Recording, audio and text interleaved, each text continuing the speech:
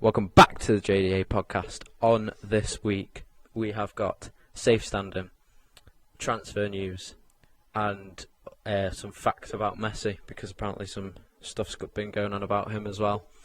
All that will be coming up on this episode. We're going to talk about safe standing now. Manchester United have taken a step closer by submitting a formal request to the FA to see if they can get rail seating, aka safe standing, installed for up to 1,500 supporters in the northeast quadrant. Now this is took a bit by surprise by United fans, because many would expect it to be in the Stretford end, because that's where most of the chants come from. But due to safety issues, it's not been there, and they put it in the northeast quadrant, where I'm actually sat with my season ticket at United. So if we do any vlogs in the future at United, I could be there. What are your opinions on safe standing, guys? Because this has been implemented at Wolves and Tottenham, and it's in Celtic and Rangers as well. So what do you think about this safe standing?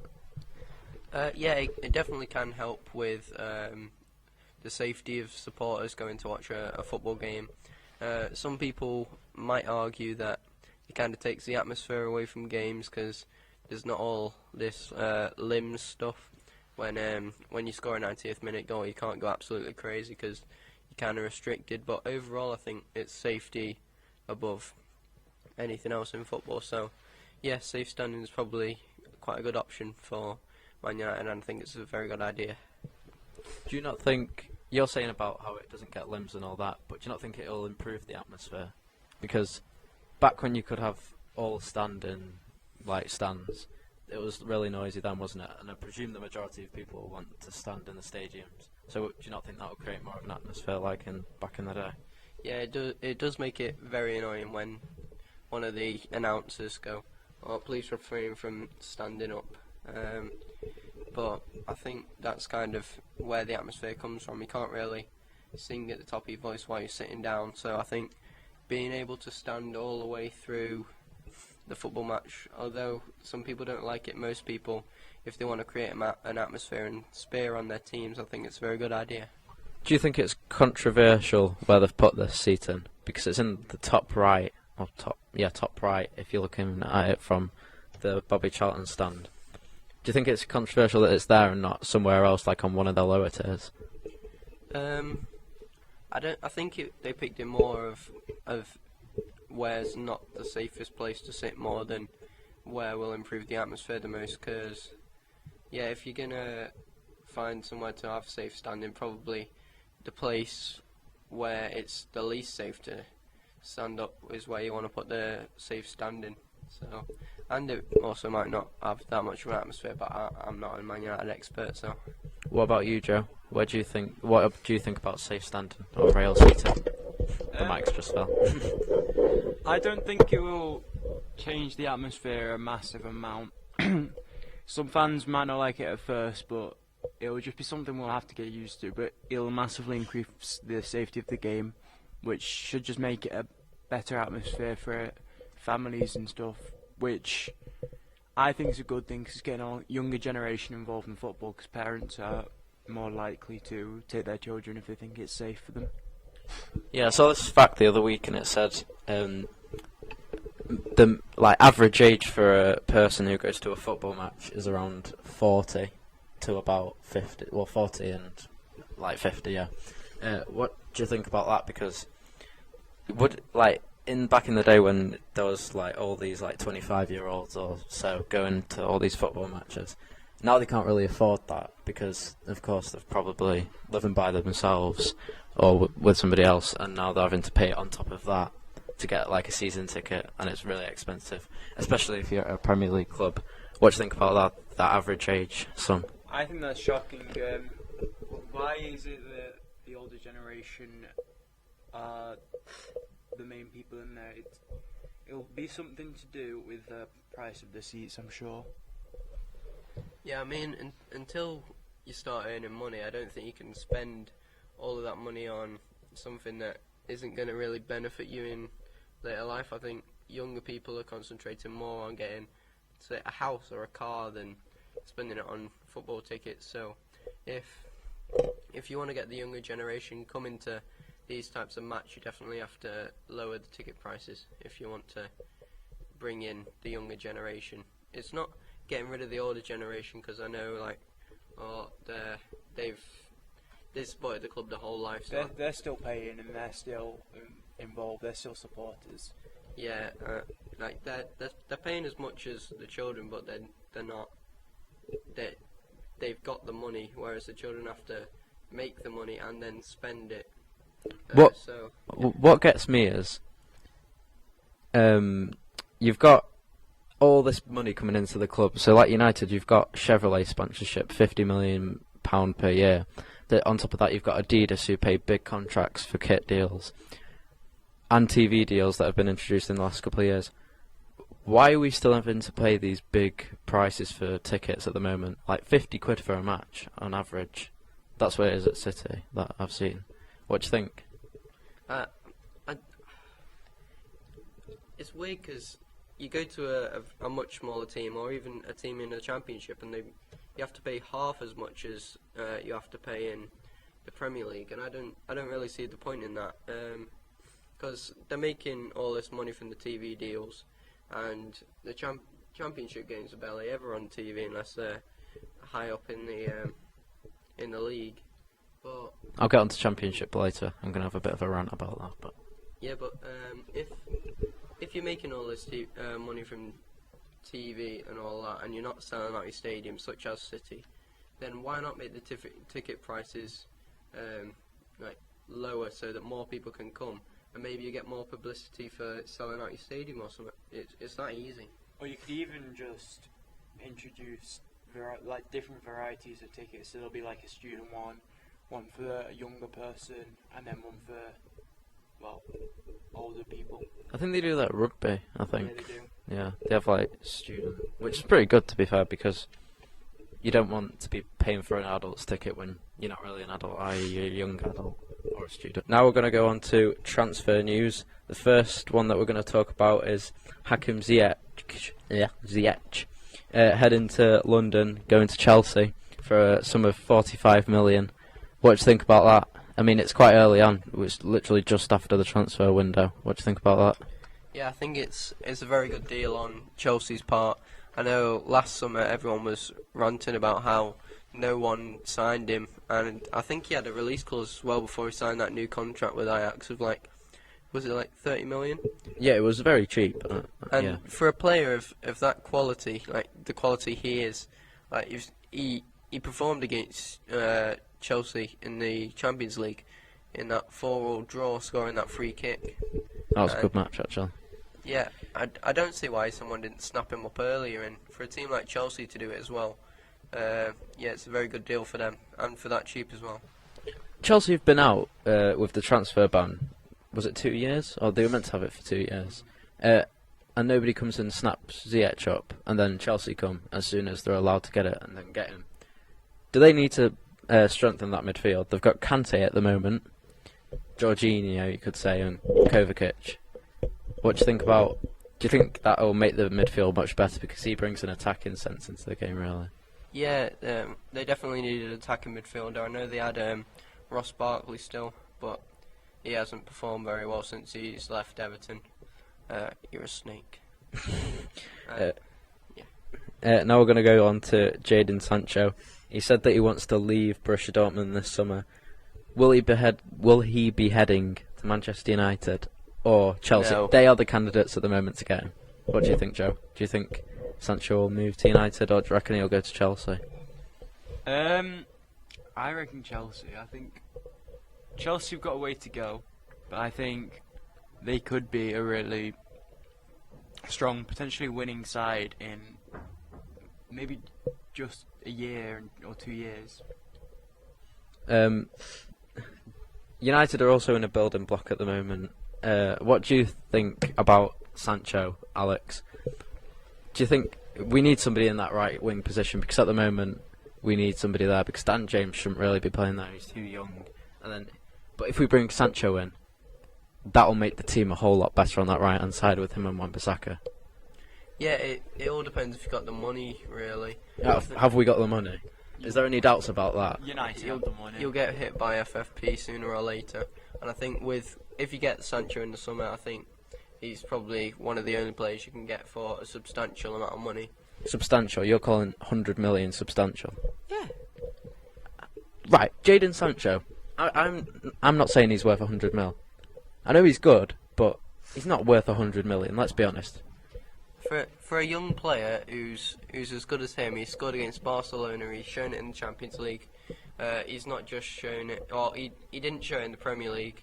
He left City at a very young age, went to Dortmund, and he's shown it on the biggest stage in the world, scoring against Barcelona. Although I think they lost 3-1 in the game he scored, he still showed some very good signs. But unless you offer a very big money, like lump sum, then I don't think he'll go to a team that's not in the Champions League. Right. I know we're not in the Champions League, but if we get into the Champions League this year, I'm saying he's definitely coming. But I'll be annoyed if we pay 100 million for him, because we've seen what's happened with Pogba, and this can lead on to bad things if we get another Pogba. It is this season. It is the Bundesliga, and it is a massively different league to the Premiership, but he has scored 12 goals in the 19 matches he's played, which can't be a bad record in any league. And I don't think 100 mil is. I think 100 mil is too much, but it would be close to that. What's really annoying as well is that he's English, so his price goes up by 40 million anyway. We've seen that, haven't we, with Harry Maguire? Yeah. United have overspent for him. Jack Grealish, you could say he's probably worth about the 50 million, but James Maddison, you're asking for 80 million from Leicester when he's actually only worth probably 60. Do you think English players are like highly expensive these days? Yeah, definitely. I think if any English player shines, then the Premier League will automatically try and snap them up, because I don't really know why, but if they shine outside the Premier League and they're English, then I think they'll straight away come to England. And I think the English league, if you want to prove yourself, is probably the league that you have to prove yourself in. Now we're going to go on to... Well, we're going to stay with the United, actually, and we're going to go on to Mauricio Pochettino. And he's been saying this in the week to Sky Sports, I think it was. I would love to work in the Premier League. It's going to be difficult, I know, and for now it's a moment to wait and we'll see what happens. Could this be in this summer where United drop Ollie and get Pochettino in? I reckon you can only wait until something happens with Ollie. I don't think he'll stay in for much longer, because United fans are notoriously difficult with managers, and Ollie hasn't been what United hoped he would be, if we're honest. Could you see Pochettino coming in and, I mean, under Daniel Levy, you can see that he wasn't allowed to spend that much money with his players. Could you see that at the same as United with the Glazers, and because they won't let you spend a lot of money either, neither would Ed Woodward, unless you get them for about 2 million cheaper. That's how picky they are. So, could you see Pochettino coping because of what he's been under at Spurs? It all depends. I know he did a very good job without any money for a good 2 or 3 seasons at Tottenham. But then again, he did start with quite a few young players, and they did eventually, like Harry Kane, one of the best strikers in the world, Vertonghen, Vermaelen, Alderweireld, 2 of the best centre-backs in the world.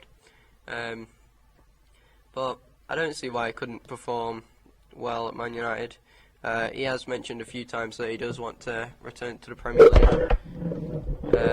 But it's whether he'll suit United's play style and all that, so yeah, you never know. Would you think that Pochettino, if you were a United fan at the moment, would you want Pochettino to come in now or at the end of the summer? I'd probably appoint him at the start of the summer. The start, yeah. Yeah, so he gets some pre-season, so he gets to know the players and know how he wants to play before actually going into competitive matches, because it can be hard going straight into the Premier League. with just like 1 or 2 weeks training sessions and stuff. So I think he could be really good for United if he can bring in the right players with the right attitudes and the right mindset towards the game. I think he could be really good if you bring him in at the start of this summer. Well, I'm not sure if you want to discuss this or not, but Adebayor has agreed to join Paraguayan side club Olympia. He's since leaving a Turkish club. I'm not even going to attempt the name for that.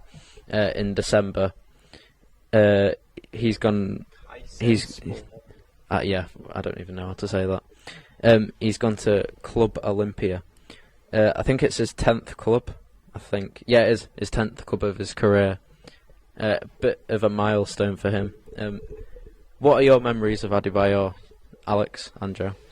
I don't really have many, but I remember him doing that knee slide in front of the Arsenal fans. Yeah, in front of the that. Arsenal fans, one scoring for Spurs. He ran all the length of the pitch. So yeah, definitely. He wasn't a world class striker, but he was definitely. I remember his celebration against Swansea. Yeah. That game just stuck out for me. I don't know why. Other news: Raheem Sterling has been ruled out against West Ham because he's got a hamstring injury. I don't think it's been that long since he's been injured. Do you, Alex? No. It's definitely been a faster recovery than what everyone's making out. Because I remember when he got injured, everyone was like, "Oh no, he's going to be out for ages." But yeah, it's definitely quite a quick recovery. He's been injured again, which shows he probably hasn't fully. He didn't fully recover. They've probably put him in too early. Yeah. This is it. I've just heard some news about Andre Gomes, how he's coming back. I think is the next game or the game after against Arsenal. He broke his leg about 4 months ago, and everyone was like, "Oh, he's going to be out till the end of the season." But he's made a recovery like very fast. So I'm debating whether they've brought him in too early or not, and I think that's what happened with Raheem Sterling. How long does it say he's out for? Just for the West Ham game? So far, we just know it's out for the West Ham. If it's for further, more months or days, do you reckon this could damage City's chances of winning the Champions League this year? I know Sterling has been a world-class player, but they have so many brilliant wingers who could probably start for any team in the world, such as Mahrez, Bernardo Silva, and all them. Sane doesn't really want to be there, though. No. So how do you see that going? Because Bernardo Silva's not a run at your winger; he's more of a cut inside. Yeah, I think they need him back before the end of the Champions League. Definitely, he's he can get you goals when you need them the most. But I think they can survive in the Premier League for a bit without him. So. And of course, England could be a blow for them as well. One of their key players this year in the Euros. Gareth, just give Mason Holgate that captain's armband. Now we're going to move on to Odion Igalo because there's been a lot about him this week. Firstly, he's not allowed to go over to Spain because he's been denied. Because he played for the Chinese club and the coronavirus that's going on at the moment. So he's having to stay in Manchester and do his training there. Also with Igalo, United are playing Chelsea in a couple of weeks' time on the Monday Night Football. The restrictions to him, of course, as I've just said, going to Spain, but he's meant to be in the United squad against Chelsea. Could you see him being a major factor in this game against Chelsea? Because they're a team that we're battling with for top 4. I don't think he's going to be a standout player. I don't see him starting ahead of some of the strikers you have, such as Rashford and Martial. Rashford's injured. Oh, maybe then. But I could see him starting for 2 or 3 games, but I can't see that being a permanent fix. No, I can't see him in the future playing for Manchester United and scoring goals. He's just not the type of player you bring in to be a solid goal scorer. I think it's a good move if you want him to score like 2 or 3 goals for the rest of the season to maybe earn you a few points, but going forward I don't see him making much of a difference. We've got him on a 6-month loan though, so with that time Rashford's injured until I think it's March the 7th around then. He's a good replacement for Rashford, Premier League proven. Good in quotation marks. Also some breaking news, well not really breaking news, but Messi is meant to be staying at Barcelona after his little thing that went on with Eric Abidal, the former Barcelona player. He's staying, but Emmanuel Petit was talking about Messi via Paddy Powell this week, and he said, "I don't think he's suited to the intensity of England. Messi is not Cristiano. Physically, he's not the same machine." Do you agree with Emmanuel Petit? But Messi's only been proven really at Argentina for like 2 years, when he professionally signed for, I can't remember what the club it was, but then he's been at Barca for the rest of his life. Of course, this was the ongoing thing about Manchester City getting him, because he's meant to be leaving on a free, but no, he's not, he's staying. Do you agree with Petit? Do you reckon he can't play in the Premier League? Well, not can't, but not as good as Cristiano. Well, I saw these stats, and I think it was like Messi goals against Premier League sides 26 and Ronaldo 28, and only one of those players played in the Premier League, and that was Ronaldo. So if you're talking Champions League, I know it's a different competition and there's a different atmosphere, but I think Messi's shown it in the Champions League as well as La Liga, and I definitely think he's the best in the world. What about you, Joe? Do you think Messi could he's do well the in the best Prem? in the world, and just through the sheer skill of him, I don't think he could ever be an awful player in the Premiership. It would take some time to for him to live up to his full potential in the Premiership, but I still think he will absolutely dominate the Premiership if he comes over. Now we're going to go on to Chelsea. I've recorded the biggest net profit of any club in world football in the last 2 transfer windows, according to some new data. But they have had a transfer ban then. Yeah, no. Well, the West Londoners have made €205 million in sales, with like Eden Hazard, which was 100 million on add-ons to Real Madrid. Also, I don't think you'll know this, Joe, Aston Villa were the second only to Real Madrid at the other end of the list after spending €172 million following promotion from the Championship. Yeah, that's not really a surprise, though, is it? We've spent way too much money to be where we are at the moment. Where do you think? I think it'll pay off in the future. Where do you think you should be at the moment in the Prem with that amount of money spent? If we spent it like United, it will only be like 2 players. But the amount of players we brought in, I reckon we should be pushing for 10th. And it can't really. I know it's tough being our first season in the Premiership, but I'm really disappointed in how things have turned out, and I'm just hoping we don't get relegated this season. Well, the main thing was, in the Premier League you need a lot of depth, because you play in the FA Cup as well, and you play midweek matches, an FA Cup, League Cup, which would be in the Championship, but Premier League's a bit more harder to play in, isn't it? So I think you needed that depth a bit more this year. And I think you've done that, but as you said, we have the you depth, just need to be a bit better. I think the experience will come with. Now we're going to move on to some international football, and we're going to move on to the Milan derby. What a game! It ended 4-2 to Inter, with AC being 2-0 up within, how long was it? I think it was about 30 minutes, something like that. 45. Yeah. With Rebic scoring in the 40th and Ibra scoring an alright header in the 46th minute, of 1 minute at a time. But then in the second half, Inter Milan just turned it on with Brozovic, Rossino, De Vrij and Lukaku just getting 4 goals. Looked a good match. What are the stats, Alex? Because Inter came back in the second half, didn't they? With 4 really good goals.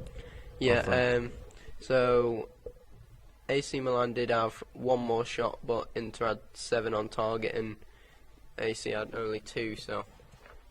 Do you think this Milan derby is one to come in the future as well? Because they've got some really good players at the moment. Inter have obviously got the better ones. Very good young players. I know... Could you see AC getting into the Champions League, or with that squad it looks pretty poor compared to that Inter squad? No, I don't see them. Maybe if they make a few good signings in the summer, I think they could slowly climb the table, but I think, Are Inter Milan on top? yeah, Jesus. I thought Juventus would have been Juventus top. lost to Hellas Verona. Really? What would you... Imagine if Inter win this. The Serie I A. know.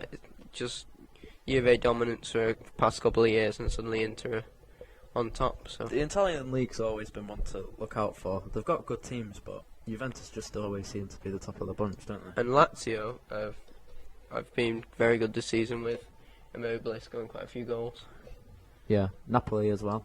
I mean, they don't look like they're doing so well. But surprisingly, Caligiuri and Bologna, I think, and Verona, they're all making their effort to go into the Europa League. Out of those clubs, who do you think will get into the Europa League? I think Hellas Verona might slip off. I think it's a good chance Napoli and Milan could, AC Milan could variably climb in. That's it for this episode. Have you got anything to say, you two? Yeah, just make sure you follow us on all social media. Instagram, Twitter. I'm telling you, Twitter's going to become a bit more better. We've had some retweets, so hopefully we can get an increase on the follows on Twitter. Yeah. Joe, anything to say? Just comment what you would like to see in the future. Yeah. What future videos? Because we don't want to just stick to podcasting and vlogs. We want to just go out there. Branch out. Yeah. So yeah, make sure you comment below and give us a like. Make sure, like and subscribe, as we said. And have a good weekend. Is it winter break? Yeah. I think we need to do table tennis as well. Table tennis? Yeah. Football JDA table? table tennis. Alright, okay. That'll be sick. Maybe. Alright, that's bye from me. And me. And me. As the mic falls.